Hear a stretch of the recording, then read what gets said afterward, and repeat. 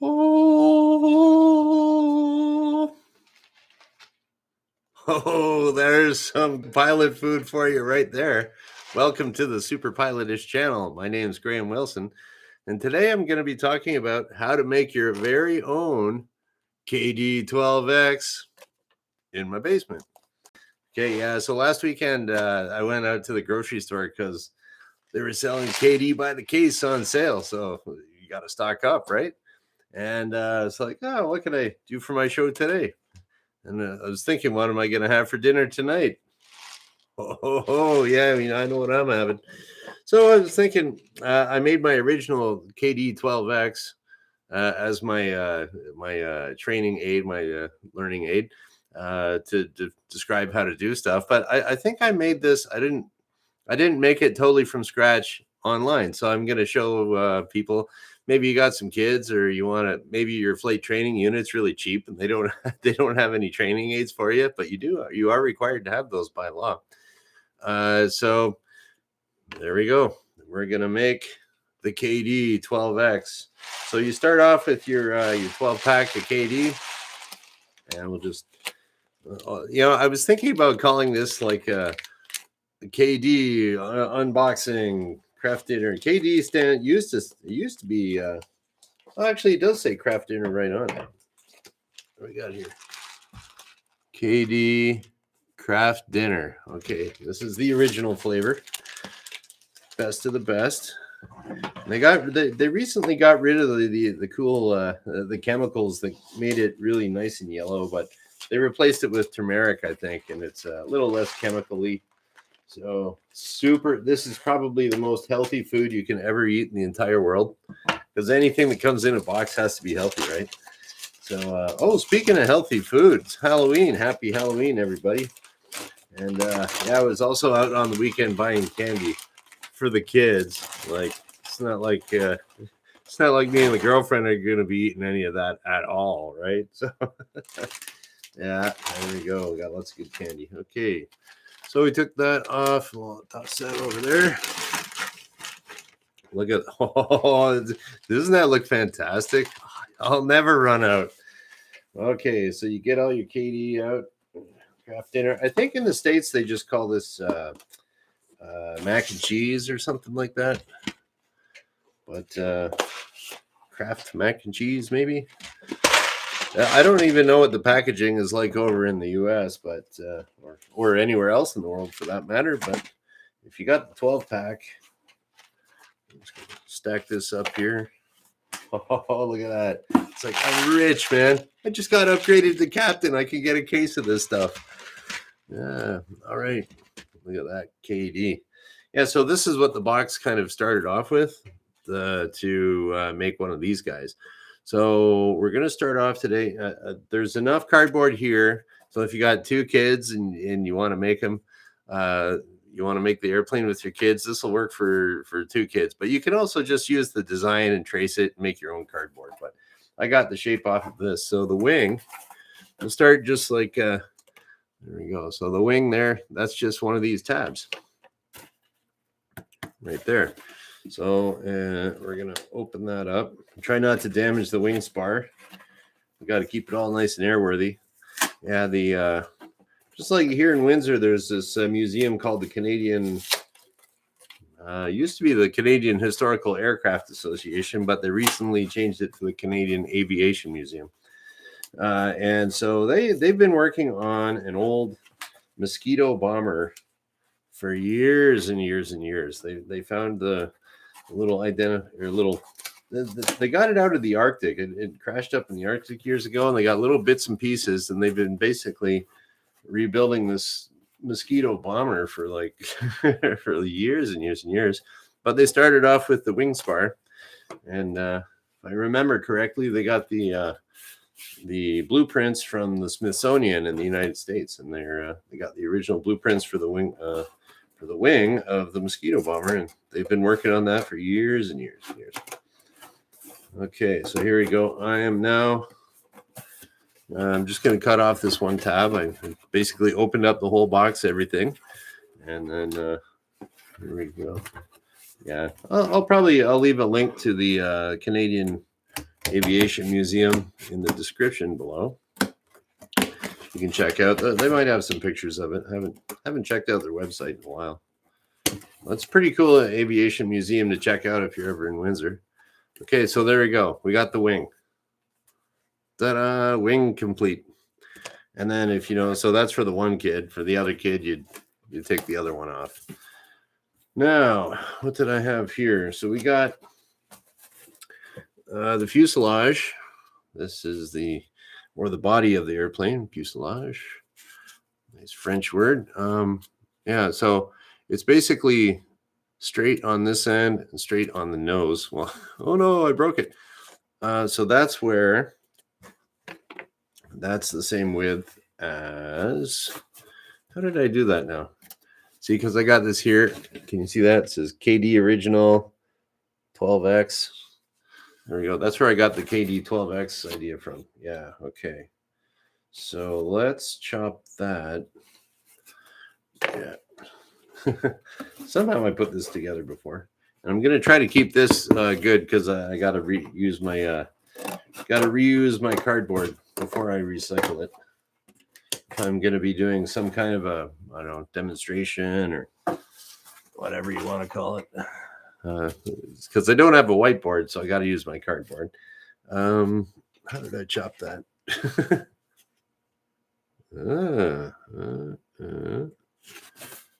All right. I'm losing my mind here. And there's like nobody watching this, so I don't care. All right. We got this, that. Yeah. So that goes there. Oh well, we'll just do our best. Yeah, I think what I did here was I drew the outline that I wanted on my airplane there, and I don't know, it just kind of ended up having the 12X on the side. So I'll do my best on that one too. I use either a marker, or you could use a pencil if you want. Maybe I'll use a pencil this time around. That was just the prototype there, and I'll do some kind of something here. All right. How did I chop that off? Okay. Yeah, I'm pretty sure that was that was the tail. Okay. So I'm just gonna you can use your imagination and oh, Mona Moore. There is someone watching here today. Cool. Hi, Mona Moore.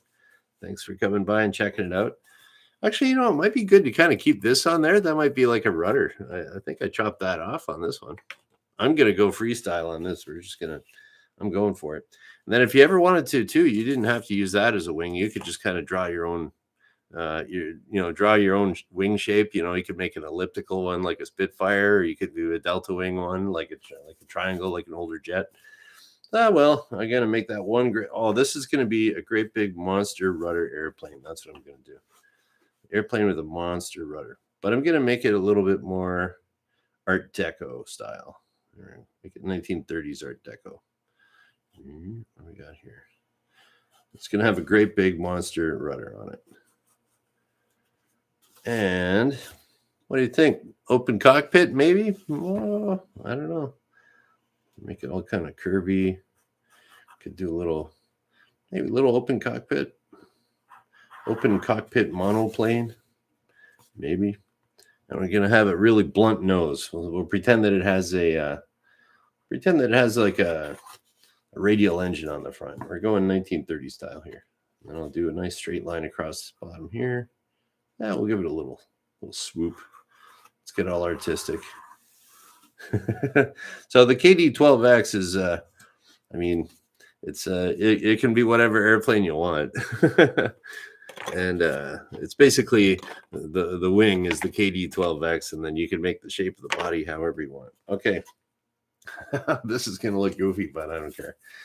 All right, let's do this here. Now, this is very 1930s single open cockpit monoplane with a gigantic rudder. So we got to have a great big rudder on there if you got a great big radial engine in the front. A great big propeller. So maybe then. All right, I'm just going to chop that off. All right. Looking good so far, eh? All right. Let's keep her going. Let's go, buddy. Come on. Okay. Oh, yeah, I guess it's probably easier to do straighter lines on this cardboard because it is corrugated. Okay, here we go. This is going to look cool. Oh, yeah. The coolest KD12X ever made. Hey, there we go. There's my airplane. Okay, now this is the little secret I learned doing the KD12X before. So you could have your kids or whoever's putting it together. You can make whatever the side of it you want it to look like. Or you could even have them draw it on a piece of paper. What do you want it to look like? And they could chop out the paper and they could just trace it on top of the cardboard. You know, kids can get creative and you can help them out along the way if you need to. All right. So, yeah, what the heck? Okay, well, I'm going to have more than one training aid here. All right. Hey, Wrench, no problem being late. Very Seversky P47. Oh, I don't know how P47 that is. I think it's, I don't know. All right, so we'll say it's about here. And so, yeah, what you do is you get your scissors. Now, you might have to do this for if you're with some kids, you might have to make so they don't poke themselves. Or I was going to use like a utility knife to cut that, but I think I did it last time just with the pointy scissors. But usually kids these days, usually they have, those little rounded ones so they can't poke their eyeballs out. What do we got here? Okay, that's about wide enough. Might have to flip it over to go all the way through. Or go a little bit harder. I'll go a bit harder on the workbench here. There we go. Oh. All right, we gave it a flip. There we go. Make your own KD12X. All right, so we got the wing. We have to attach the wing to the fuselage. So we're going to do this. And you put it right through the slot. Okay. And or your little slot. I guess it would be a slit because a slot. I know as a machinist, if you're milling a slot, you're removing material. So this is not really removing material. So it probably more of a slit than a slot. Oh, let's do this here again. Need a little more clearance. More clearance. Different type of clearance. It's not a takeoff clearance. It's spatial clearance for stuff. Okay, our monoplane is getting there. Oh, yeah, here we go. Oh, come on, man. Come on, man. Okay, we're just chopping it more. That should do it. Okay, so it's not going to be totally perfect here. What else can I tell you? I will tell you about, yeah. I was also thinking about showing you when I built the second KD12X. Oh, look at that. Looking good. Dun, dun. The second KD12X with working rudder. Not bad. Control that yaw. And there we go. One training aid. And we got our open cockpit here. We got our big radial engine on the front. There we go. Another successful KD12X. Oh, and then another thing I was going to tell you about is, so if you want, you could even put, if you ever notice any airplanes that are like this, or even like the original KD12X, the center of gravity is actually probably right about where, I don't know, somewhere up around here, but the center of gravity is above the wing. Now, if you ever see it like a Cessna 172 or a Cessna 152, you'll see the wing is on top, and then the center of gravity would be, we'll say that's a wing, and the airplane would be down here. Center of gravity would be below the wing on those high wing planes. So their wings are flat, just like that. But what we do on airplanes that have the center of gravity up here, because it would want to flop over like that. So they bend the wing, I'm bending the wing here, but we're going to put some dihedral in there. Ooh, there's your word of the day, dihedral.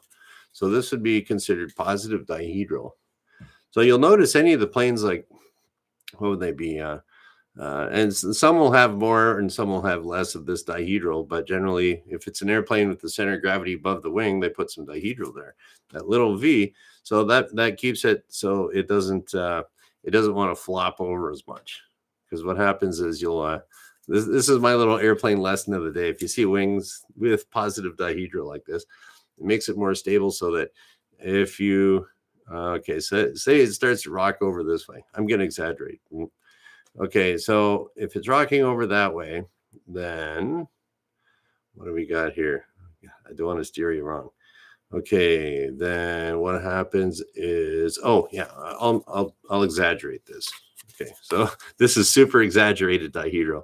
So if your airplane's like this and it wants to kind of flop over this way, okay, well if you're looking at, and this is really exaggerated, but if you flopped over this way, now this wing here is straight. It's got lots of lift to make it go up.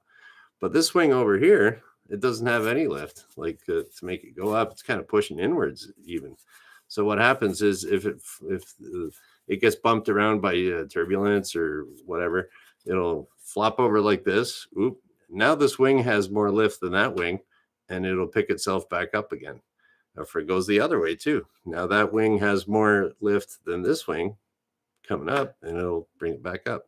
So that's how dihedral will increases the stability of the airplane. Yeah. Now, if you had negative dihedral, it'd be like this. Some airplanes you'll actually see it'll be like that. What do they got? Some older jets and stuff will have that for some reason, but that's actually not that. It's less stable. If your center of gravity is up here, it's gonna want to go over like that. Anhedral, yes, that's right, Ranch. Anhedral, or positive, negative, yeah, dihedral, anhedral, yeah, something like that. I thought it was positive and negative dihedral. Maybe, I don't know. I'll have that. I haven't taught ground school in a few years. I gotta review that. Yeah. So, anyways, we got that, and thanks for the tip there, Ranch. Yeah, okay, so that was my little guy. Oh, another thing I wanted to talk about was, now this plane is unregistered. You can see there's nothing on there. I'm going to give the new KD12X a registration. So I don't know if you've ever noticed, but airplanes everywhere, every airplane flying around the world has like some kind of like tail number, as they call it. Some places, United States, it'll usually be a number that starts with the letter N and then some number. There's other letters that can be involved. Now in Canada, every airplane it's like a registration mark. It would be the same as like if you have a license plate on your car, you have a unique license plate for your car. So basically all the airplanes out there have their own license plate, if you want to call it. In Canada, it starts with a C and then a dash. Okay, in modern days it is. Some older ones it's a little bit different. So it starts with C dash, okay, and then okay, what should I name this one? Oh, and then in Canada also, it's the after the dash, you're gonna have either an F or a G, Foxtrot or Golf. So you're gonna have Charlie. So let's make it a Foxtrot. Okay, there we go, and then I don't know, Foxtrot uniform. Okay, now it's supposed to be 4 letters there. So I don't know what's 4-letter word starts with F. Okay, I know what I can do there. There we go. Fun with 2 N's. There we go. There we go. So there we go. That's the we got, and that's the registration of my airplane now. And the weirdest one I've ever seen was it was like in Windsor, Ontario. Like we don't really get what do we get? We'll get airplanes from the States a lot. Mostly it's all Canadian airplanes. And then we saw this one with the letter M, and we're like, what's that? And I had this weird little thing on it with these feet sticking out. We had to research it, and it was from the Isle of Man, which is this little tiny island, kind of between like England and Ireland. And the Isle of Man is really cool because they have this the most dangerous motorcycle race I've ever seen. You ever want to check out something cool? Check out the Isle of Man TT, and that's just insane. I used to think, like when I was learning how to be a pilot, it's like, oh, I could do anything if I was if I if I had access to these aerobatic airplanes, I could do all that stuff that those guys do. Well, I went and saw the Red Bull air races years ago, and I couldn't do that, man. I'd be passing out. They're nuts. And then so I was like, those guys, okay, they're phenomenal pilots. I can't do that. So that's the same thing with the Isle of Man TT, is the race they have there. These guys are just insane on their motorcycles. You got to check it out if you see it. And it's like, I always thought to myself too, yeah, I'm too heavy to be a professional motorcycle racer. They're kind of smaller guys. They can go faster. And then, you see the Isle of Man TT, and it's like, okay, no, I can't do that. It's nuts. And then, Wrench has an Audi TT. Isn't that the hairdresser car? Ooh, you must be used to that one by now. Anyways, I always thought the Audi TTs are pretty cool little cars and convertibles. I think they have a convertible TT, right? Yeah. But anyways, yeah. Okay. So that's about it for today. That is how you make the original KD12X. Have fun with the kids doing that. Happy Halloween. Try not to get too diabetic with all that leftover candy. Yeah, that's it. We always do here when we're giving out the candy. It's just like we always have. Okay, we're really stingy at first. Like, okay, kid, you get like here, have a sucker, and it's like, okay, here you go, have a couple little candies. And we want to keep a bunch in reserve, and then we go, oh, we got all this candy left over. What a shame. We're gonna have to eat that. And what's this? Empennage or impennage? Yeah, Wrench. Actually, look at that. You can see that right there. Yeah, empennage is that's like ideally there should be a horizontal stabilizer here too, and that would be considered an empennage, which is basically your horizontal and vertical stabilizers with your rudder and your elevator on it. But empennage actually means it's in French, like it's the part of like a bow and arrow where the feathers are. That's the empennage of the arrow. So that's where that comes from. Yeah, a lot of those French terms pop up in aviation because the French were developing airplanes the same time as the English and the Americans, and they just kind of I don't know, all that stuff kind of got developed, ailerons and stuff like that. That was French. So, okay, that's about it for today. Happy Halloween, everybody, and thanks for showing up, Wrench. And I'm thinking about, and Mona Moore too, of course, showing up. I was thinking about the other day. There's ways of having moderators or something like that. So, Wrench, if you want to be a moderator, I'm going to see if I can make you a moderator. And same with you, Mona Moore. You can let me know if you want to be a moderator, because one day this might get really, it might be really, I don't know, famous, and we might need a moderator if getting rid of like spam bots and stuff like that. So you guys pop in. I wanted to make Jordan a moderator too, but he hasn't been around for a while. He's probably busy with the kids. And actually, this is Jordan B from Saskatchewan. I kind of wanted to make this because he said he was going to make some with his kids one day. So now, Jordan, you can, if you ever tune into this, you can see how the magic's done.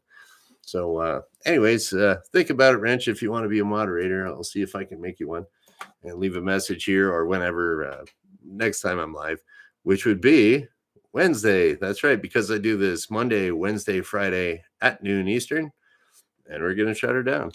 So thank you for watching. Bye.